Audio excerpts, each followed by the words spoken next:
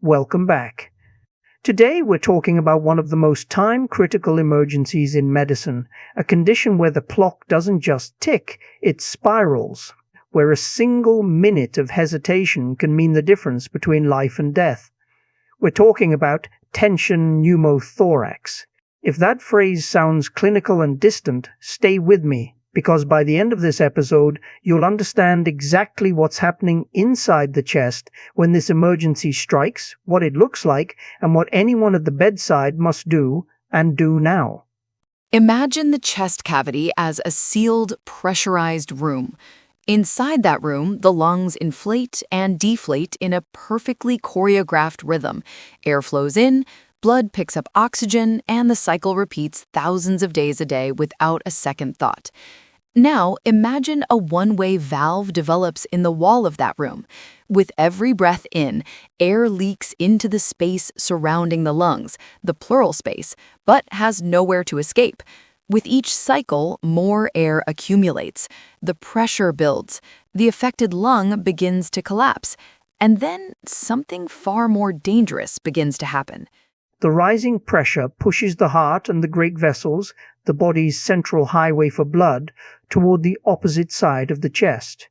As the heart is displaced and the major veins compressed, blood can no longer return to the heart efficiently. Cardiac output plummets, the blood pressure drops, and what started as a pocket of trapped air is now cascading toward full circulatory collapse. This is tension pneumothorax, and it can kill a patient within minutes. So what does this look like when you're standing at the bedside? The patient is in obvious distress, breathing fast, struggling for air, their oxygen saturation falling in real time. If you listen to the chest, you'll hear something alarming. Breath sounds on one side are absent or dramatically reduced. The affected hemithorax, the side where the air is trapped, sounds hollow when you percuss it, almost drum-like, a sign clinicians call hyperresonance. The blood pressure is low, the heart rate is elevated, and if you look at the neck, you may see the jugular veins standing out, distended, a visible reflection of blood backing up because it can't get through to the heart. You might have heard about tracheal deviation, the windpipe being pushed to the opposite side of the chest. Yes, it appears in textbooks, and yes, it can happen. But in the real world, it is a late sign, and an unreliable one. Waiting for the trachea to shift before acting is not a clinical strategy. It is a fatal mistake. In a patient who is mechanically ventilated, the presentation can be even more subtle. Sedation masks many of the obvious distress signals. Instead, you may notice a sudden rise in peak airway pressures, the ventilator working harder and harder against a chest that is no longer compliant, alongside a drop in oxygen levels. In these patients, a high index of suspicion is essential. Here is perhaps the most important thing to understand about tension pneumothorax. It is a clinical diagnosis, not a radiographic one, not something you confirm with a CT scan, not something you wait for a chest X-ray to reveal. By the time imaging is processed, a deteriorating patient may not be alive to see the result. Point-of-care ultrasound, POCUS, can be a helpful adjunct when available and when the patient is stable enough. The absence of lung sliding on the affected side or the identification of a lung point can strongly support the diagnosis, but even this should never delay treatment in an unstable patient. The mantra in emergency medicine is simple and unambiguous. When in doubt, decompress. The diagnosis is made at the bedside by the clinician, based on the constellation of signs, respiratory distress, hemodynamic instability, absent breath sounds, and hyperresonance in the right clinical context. When the decision to intervene is made, the first move is needle decompression. A large bore needle, ideally a 14 or 16 gauge angiocatheter, and crucially one that is at least 8 centimeters long, is inserted into the second intercostal space along the mid-clavicular line on the affected side.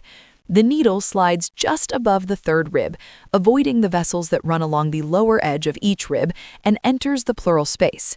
If the diagnosis is correct, you'll hear it, a rush of air, an audible hiss as the trapped pressure finally finds an exit. That sound is one of the most satisfying in emergency medicine. It means the tension has been released, the one-way valve has been broken open, and the patient has been pulled back from the edge. In patients who are obese or particularly muscular, the standard insertion site may not reach the pleural space. The chest wall is simply too thick. In these cases, the fourth or fifth intercostal space at the midaxillary line offers an alternative approach with higher success rates. But needle decompression is a bridge, not a destination. It converts a tension pneumothorax into a simple pneumothorax, a much less immediately life-threatening situation, but it does not provide definitive management. For that, a chest tube must follow. The tube is typically placed in the fourth or fifth intercostal space at the anterior axillary line, within what surgeons call the triangle of safety. Connected to a drainage system, it allows continuous evacuation of air and prevents reaccumulation. High-flow oxygen, continuous cardiac monitoring, and preparation for resuscitation round out the immediate management. Let's talk about where things go wrong, because understanding failure modes is just as important as knowing the right steps. The most dangerous pitfall is over-reliance on tracheal deviation. Generations of medical students have been taught to look for this sign, and it has its place in the textbook. But in the emergency department or the ICU, anchoring on its presence before acting leads to catastrophic delays. Its absence means nothing. Its presence, when it finally appears, often means you're already very late. In mechanically ventilated patients, the insidious presentation catches many clinicians off guard.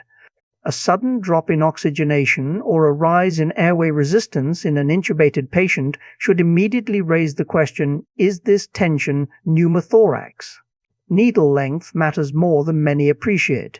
A standard 4.5 centimeter needle will fail to reach the pleural space in a significant proportion of patients, particularly those with a larger body habitus.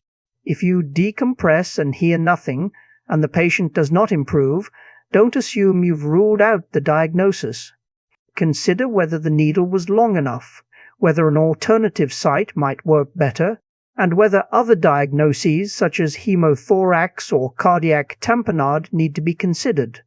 Cardiac tamponade, in particular, can mimic tension pneumothorax closely, the same hemodynamic collapse, the same distended neck veins. The distinguishing feature is the chest examination. Tamponade won't give you absent breath sounds or hyperresonance. POCUS becomes invaluable here when two life-threatening diagnoses look remarkably similar. Tension pneumothorax teaches us something profound about medicine, that certainty is a luxury the sickest patients cannot afford. There is no time to wait for the perfect imaging study, the textbook sign, the confirmatory test.